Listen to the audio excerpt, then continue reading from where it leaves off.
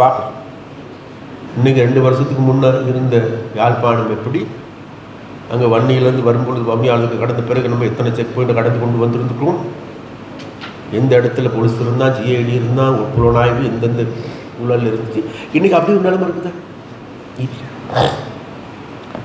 அன்னைக்கு ஒரு நேரம் ராஜபக்சாக்களோட பேர் சொன்னாலும் கூட டிவியில் ராஜபக்சான்னு சொல்கிற இடத்துல பீப் பீப்புங்கிற சத்தம் மாத்திரம் தான் வரும்.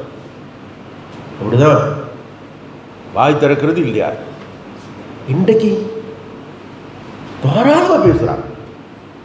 பேசுங்க, விமர்சனம் நோ ப்ராப்ளம். ஒரு சில இடங்களில் ஒழுக்கம் கட்ட அளவில் பேசுகிற பேச்சுகளும் இருக்குது. அது சமூகம் பதில் சொல்லு. மக்கள் பார்த்து கொடுத்தாட்டு இருக்காங்க. அதனால் திருப்பி இந்த மாதிரி இடங்கள்லாம் பேசுகின்ற ஒரு சில வார்த்தைகள் இருக்குது. மக்கள் பார்த்து கொண்டு இருக்காங்க. இன்னைக்கு எல்லோருக்கும் வணக்கம்.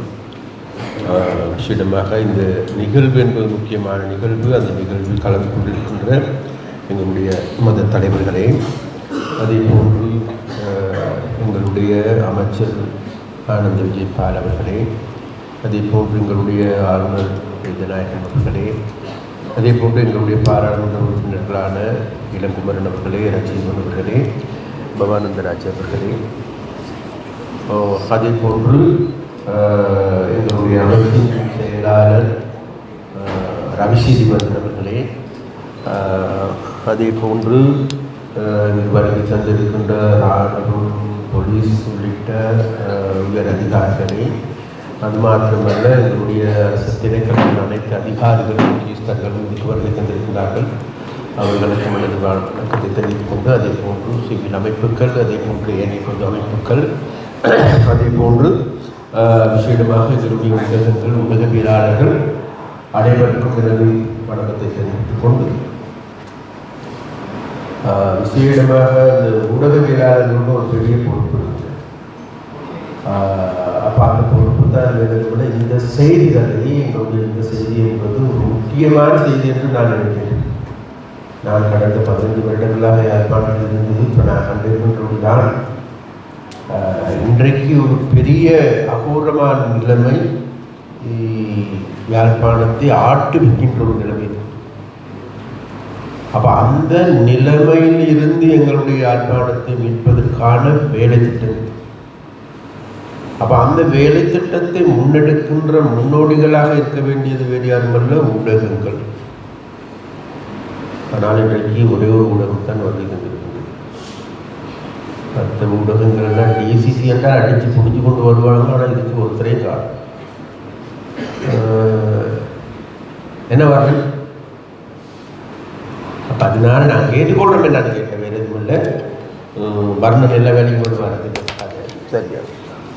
அப்போ அப்படிப்பட்ட ஒரு பிரச்சனை இருந்த போதிலும் கூட எங்களுக்கு எல்லோருக்கும் தெரியும். விசேடமாக இப்போது நம்முடைய அமைச்சர் இது சம்பந்தமாக மிகவும் தெளிவாக குறிப்பிட்டார்கள். உண்மையிலே இந்த இந்த இந்த போதைப் பொருள் முழு நாடு ஒன்றாக என்கின்ற வேலை திட்டத்தினுடைய நோக்கம் இல்லை, வேறு எதுவுமே இல்லை.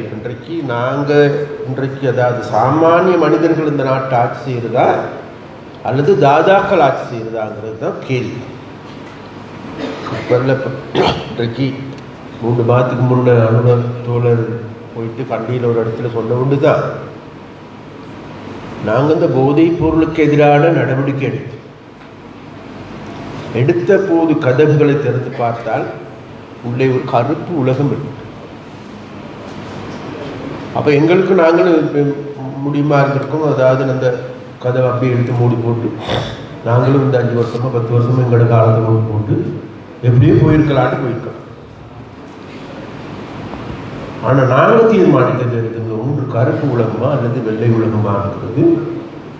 அதனால நாங்கள் இந்த போதைப் பொருளை முடிவுக்கு கொண்டு வந்தே ஆக வேண்டும் என மிக தெளிவாக நமது ஜனாதிபதி அனுமதியுடன் உறுதி பூண்டார்.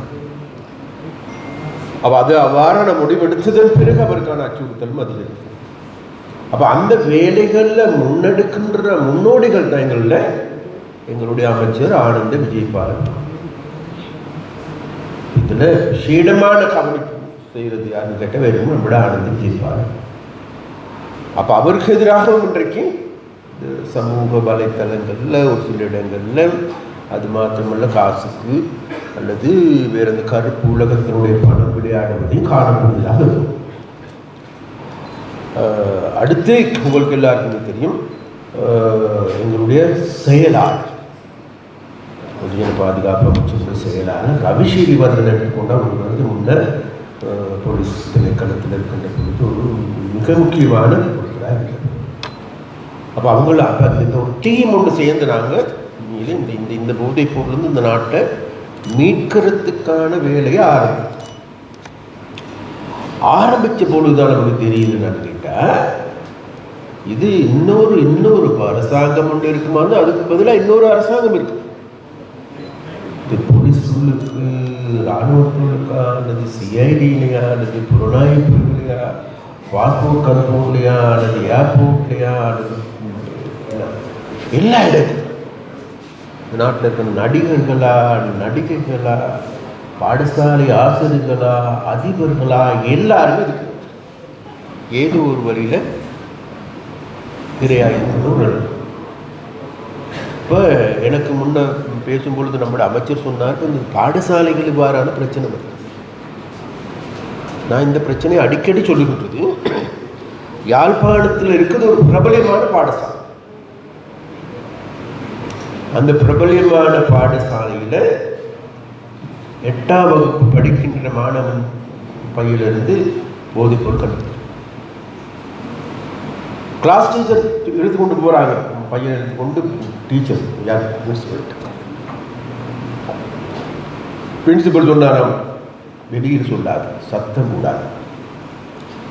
ஏண்டா போலீஸிடம் மாணவன் பல தடவை சொல்லியிருக்கேன். இது வரைக்கும் நான் அந்த ஸ்கூலில் பேரை சொல்லலை. நான் என்ன அந்த ஸ்கூலில் பிள்ளைகள் படிக்குதுன்ட்டு நான் பார்க்க வேறு எதுவும் சரியா. அதுக்கு பிறகு நான் அவரை சந்தித்து கதைச்சும் இருக்கேன். சரியா, இந்த மாதிரி விளையாட்டு இனி என்ன வேண்டாம். சரியா,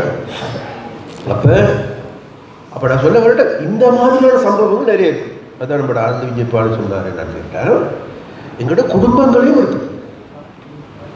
குடும்பங்களை குடித்தாலும் குடிக்கலன்னு தான் சொல்லணும். ஏன்னா இருந்துட்டு சரி பியரும் குடிக்கிறான்னு இல்லை, நான் குடிக்க மாட்டேன்னு தான் சொல்லுவேன். ஆனால் பியரில் நம்பர் 1 இருப்பான். அப்போ அந்த அந்த பாணியில் ஆன ஒரு பிரச்சனை எங்களுக்கு எல்லாத்துக்கும் இருக்குது. அப்போ அதுக்காக வேண்டி நமக்கு இன்றைக்கு நம்ம தேடி பார்த்தோமா இருந்தால், ஒரு நாடு ரீதியாக பார்த்தாலும் எங்களுக்கு ஆபத்தான நிலைமை இருக்குது. யாழ்ப்பாணத்தை பாருங்கள். இன்னைக்கு இதை நம்ம கூடுறது வந்து இந்த யாழ்ப்பாணத்துக்கான அமைப்பு. இதில் எங்கே இருக்கின்ற அவ்வளவு பேர் அதுக்கு பொறுப்பு கூற வேண்டியா. இதில் பல்வேறு அமைப்புகள் இருக்குமா, அனைத்து அமைப்புகளும் பொறுப்பு கூற வேண்டியது. இங்கே போலீஸார், ராணுவம், மத தலைவர்களாக யாரையும் விட்டு வைக்க போகணும். தெரியும், எனக்கு தெரியும். இங்கே இருந்தார் ஒரு ஃபாதர், ஒருத்தர் ஃபாதருட மகனும் இந்த வரைக்கும் வெளியில் யாருக்கும் தெரியாது. சரியா, இன்னொரு டாக்டர், பிரபல்யமான டாக்டர், இந்த மகனை சிங்கப்பூருக்கு அனுப்பி ட்ரீட்மெண்ட் செய்து இங்கே கொண்டாந்து ரூமில் பூட்டி இருக்கு. இன்னொரு டாக்டரோட மகள், இதெல்லாம் உங்களுக்கு நல்லா தெரியும், என்னோட உங்களுக்கு நல்லா தெரியும். என்கிட்ட நீங்கள்லாம் அவங்களுக்கு ஃபேமிலி ரிலேஷனாகவும் இருக்குது, அல்லது ஃபேமிலி ஃப்ரெண்ட்ஸாகவும் இருக்குது. அப்போ இப்படியாப்பட்ட நிலைமை நாளுக்கு நான் நம்மளை நெருங்கி வந்து கொண்டு. இதில் தான் எனக்கு ஞாபகம் இருக்குது, அந்த என்ன ஜெர்மனில் இருக்க நாஜி படைகள் என்ன தாக்களை கொண்டு போகும்போது பக்கத்து வீடு தான், அல்லது அந்த கிராமம் தான், அந்த கிராமத்துலையும் கடத்திட்டு போயிட்டாங்க.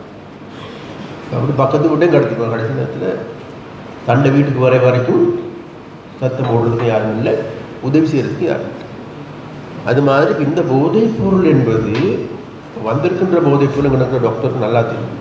இவனுக்கு என்ன விட இங்கே இருக்கின்ற கல்வியாளர்களுக்கு நன்றாக தெரியும், இங்கே இருக்கின்ற டிஎஸ்மார்களுக்கு நன்றாக தெரியும்.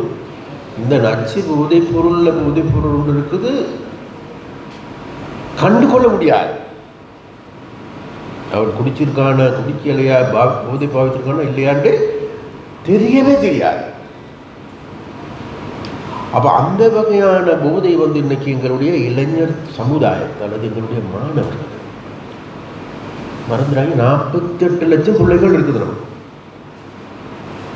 அப்போ அந்த பிள்ளைகளை இலக்க வச்சுட்டு இருக்கி இந்த போதைப் பொருள் வியாபாரிகள் பேயாட்டம் ஆடிக்கொண்டிருக்காங்க. மறந்துடாங்க, நாளைக்கு நம்மளோட பிள்ளை அதுக்கு சிக்காது அப்படின்ட்டு மாத்திரம் நினைக்காது.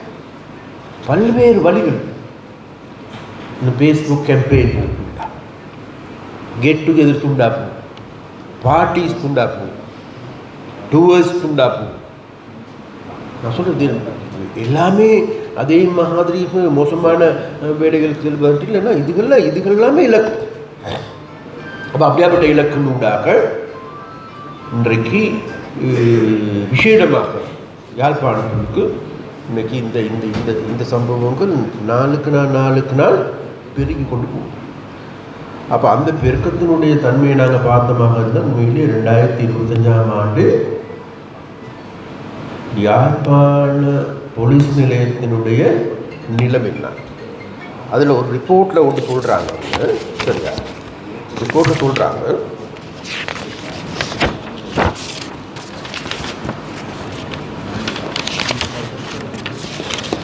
அந்த ரிப்போர்ட்டில் சொல்கிறாங்க 2024 சரியா நம்பர் ஆஃப் கேஸஸ் ரிசீவ்டு வந்திருக்காங்க 4386. நம்பர் சஸ்பெக்ட் சரியா 4394.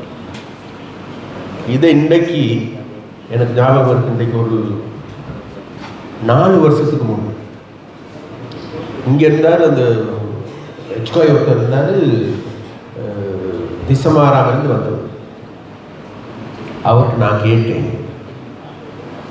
இப்போ எத்தனை போதைப் பொருள் எத்தனை பேர் இருக்கிறாங்க? அவர் எனக்கு சொன்னார், சார் දැනට නගර කලාපේ නගර ප්‍රදේශයේ 8 දෙනෙක් ඉන්නවා. 8 දෙනෙක් 60 பேர் தான் இருக்காங்க. 4 வருஷத்துக்கு முன்னே.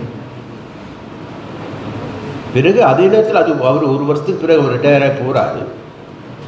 போகும்பொழுது அவர் மீடியா கான்ஃபரன்ஸ் வச்சு சொல்கிறாரு, දැනට යාපනයේ දිස්ත්‍රික්කයේ මත්ද්‍රව්‍ය පාවිච්චි කරන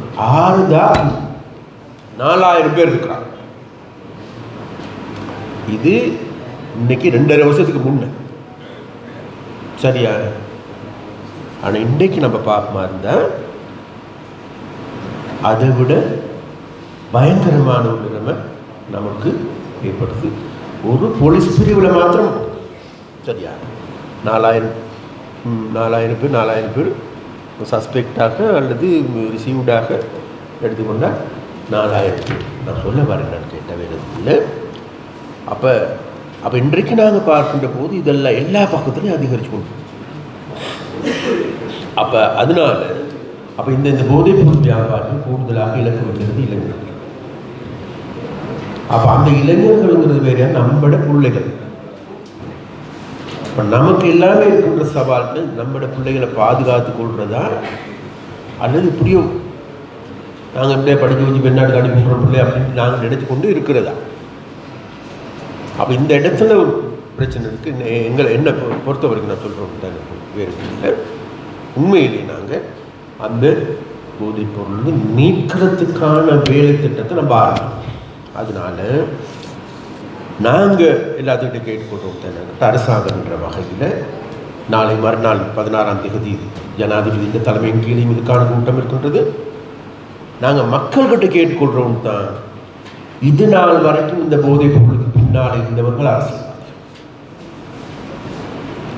இப்போ தெரியும் தான், இந்த யாழ்ப்பாணத்தில் கைது செய்யப்படுகின்ற கேரள கஞ்சா கொண்டு வருகின்ற அல்லது ஹீரோயின் கொண்டு வருகின்ற ஐஸ் கொண்டு வருகின்ற யாரும் தேடி பார்த்தீங்கன்னு சொன்ன பேர் யாரும் எல்லாமே அரசியல்வாதிகள் பின்னால் இருக்கிறாங்க.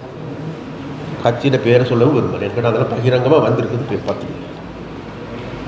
இப்போ நமக்கு தெரியும், எங்கள் எல்லாத்தையும் பாதுகாக்கிறதுக்கு இருக்கின்ற ஒரே கட்சி தான் நம்ம எடுத்துக்கொண்டிருக்கோம். அப்போ தாங்களுடைய கட்சியினுடைய ஒரு பிரதேச சபை உறுப்பினர், பிரதேச சபையினுடைய தபிசாளர் இந்த போதைப் பொருளுக்கு பின்னால் இருப்பாங்களா இருந்து அது என்ன கட்சி அது முதல். அப்ப முன்ன எடுத்துக்கொள்ளும் ராஜபக்சாக்களோட ஆட்சியில் ராஜபக்சாக்கள் விவாதமே இல்லை. அதில் போதைப் பொருளுடைய மாஃபியாக்கள் சொன்ன வேறு யாரும் இல்லை, அவங்க தான். சரியா? அப்போ ஆனால் இன்றைக்கு உங்களுக்கெல்லாம் தெரியும், இன்றைக்கு இந்த போதைப் பொருள் மாஃபியாக்கள் பின்னால் இல்லை.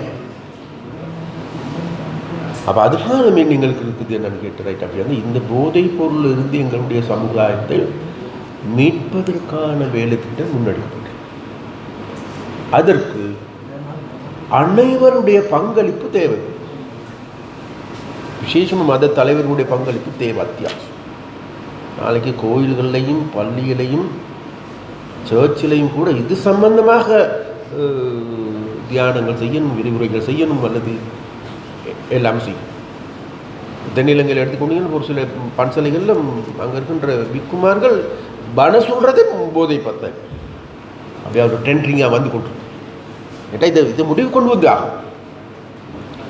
முடிவு கொண்டு வர இல்லைன்னு சொன்னால் இது வேறொரு இடத்துக்கு போகும். 14 ஆண்டு இதுக்கு எதிராக நாங்கள் பெரிய நடவடிக்கை எடுத்திருக்கிறோம், சவால் மிகுந்த நடவடிக்கை எடுத்திருக்கின்றோம். அதில் என்ன 500 பேருக்கு மேல் போலீஸ்காரர்கள் மாத்திரம் கைது செய்யப்பட்டிருக்கிறாங்க. மற்ற துறைகளில் இப்படி ஆக்கள் இருக்கிறாங்க.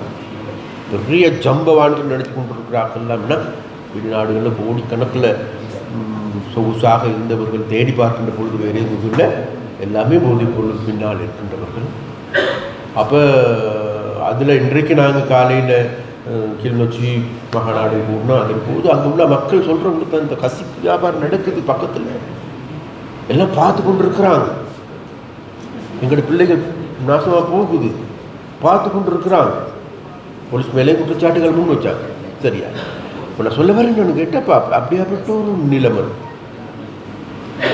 அப்போ அதனால வேணும், நமக்கு எல்லாருக்கும் தெரியும்னா நம்ம எல்லாருமே பெருமையை சொல்லிக்கொண்டு நாங்கள் ஒரு காலத்தில் போராடி ஆட்கள் இல்லைன்னா நாங்கள் எங்களுக்கு என்ன வேற ஒரு ரத்தம் தான் ஓடுது எங்களுக்கு. அப்படியாப்பட்ட ரத்தமெல்லாம் ஓடுகின்றன்னு சொல்லுகின்ற ஊர் தான் இன்றைக்கு போதைப் பொருளுக்கு அல்லது கந்து வட்டிக்காரர்களுக்கு அல்லது வாழ்வெட்டுக்காரர்களுக்கு அடிப்பணிந்து மயங்கி விழுந்து போய் கிடக்கின்ற சொசைட்டி.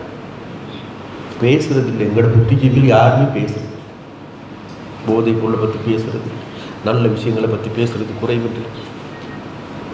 அப்போ அதனால தான் நாங்கள் சொல்கிறோம், அப்போ உங்களுக்கு பின்னுக்கான நாங்கள் இருக்கிற அரசாங்கம் இருக்கு, பேசும், இந்த விஷயத்தை சமூகத்துக்கு கொண்டு போயிட்டு உண்மையில் இந்த போதையில் இருந்து எங்களுடைய சொசைட்டியை மீட்க வேணும். அப்போ அதற்காக வேண்டி நாங்கள் பெரிய நடவடிக்கை நடத்துவோம். இல்லையா? அனைவரையும் எனக்கு கொண்டு அரசாங்கத்தில் இருக்கின்ற அனைவரும் எங்களை டிஎஸ் மாதிரி ஒன்றெல்லாம் தெரியும். கடந்த தித்வா புயலின் போது பெரிய பணி செஞ்சாங்க,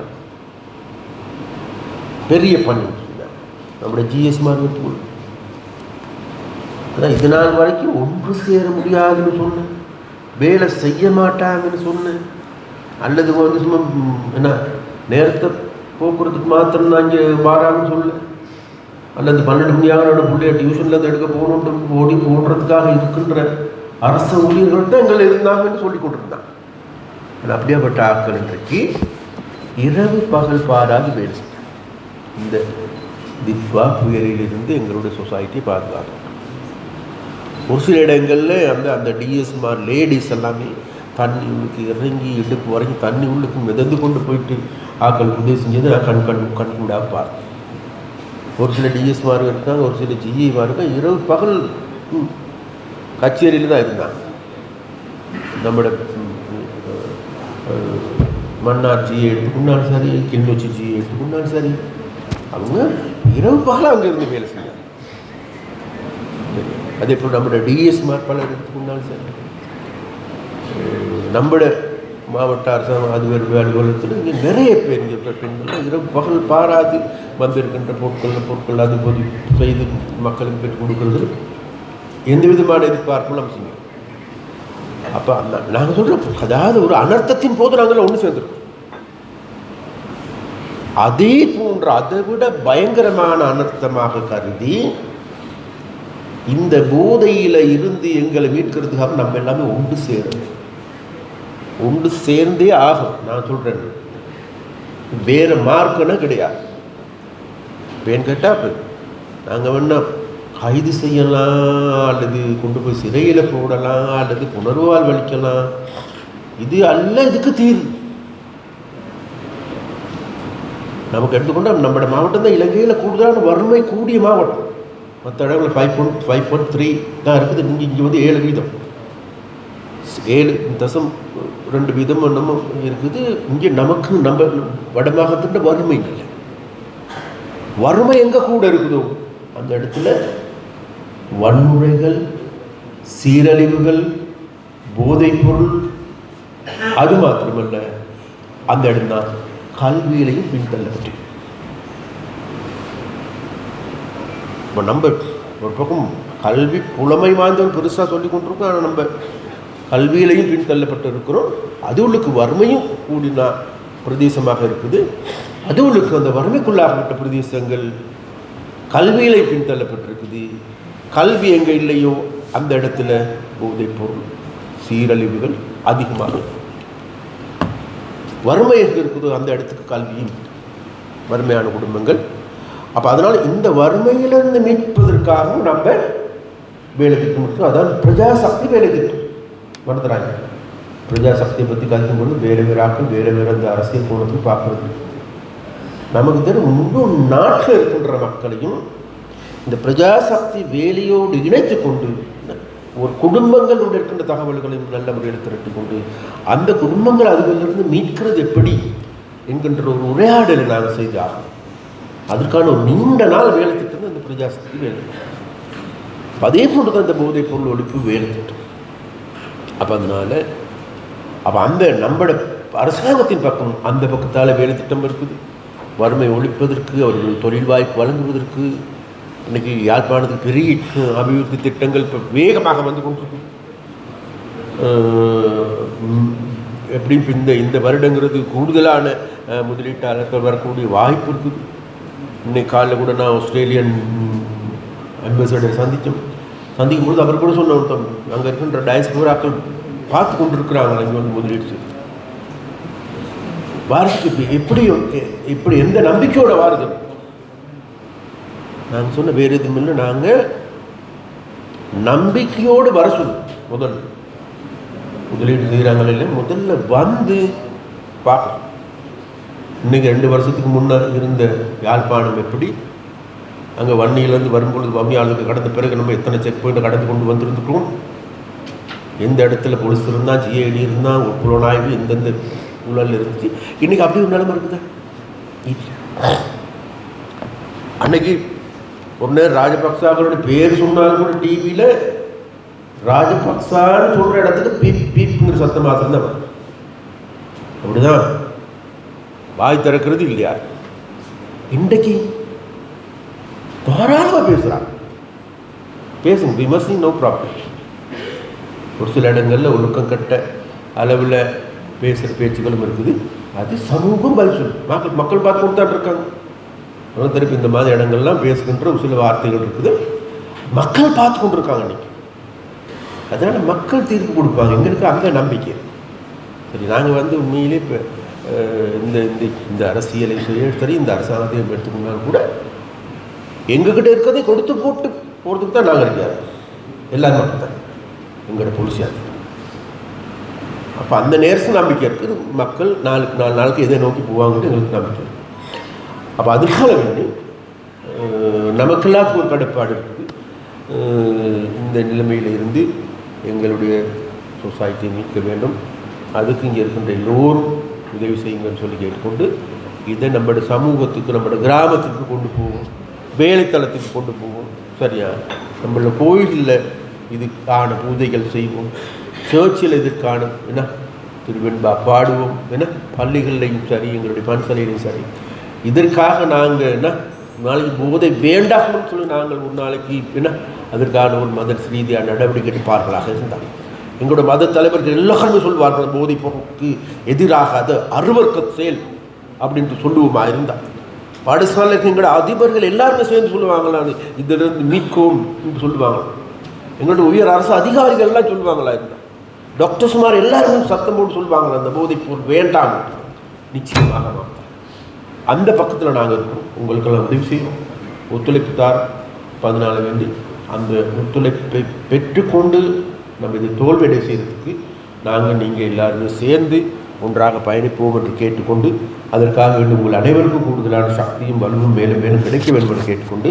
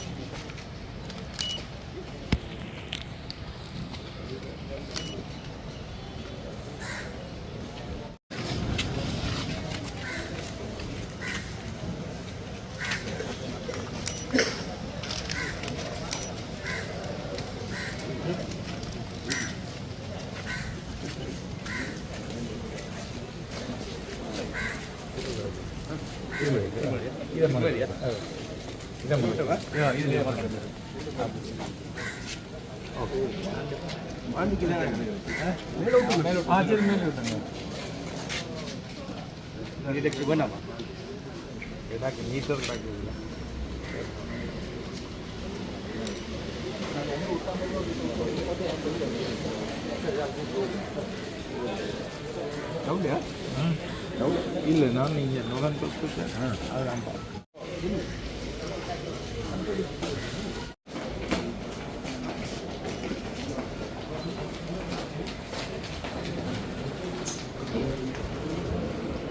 செயற்பாட்டு குழுவினை ஸ்தாபித்து அற்புதமான நிகழ்ச்சிகளை கலந்து சிறப்பித்துக் கொண்டிருக்கின்ற அத்தனை கௌரவ அதிகாரிகளையும் வரவேற்றுக் கொண்டு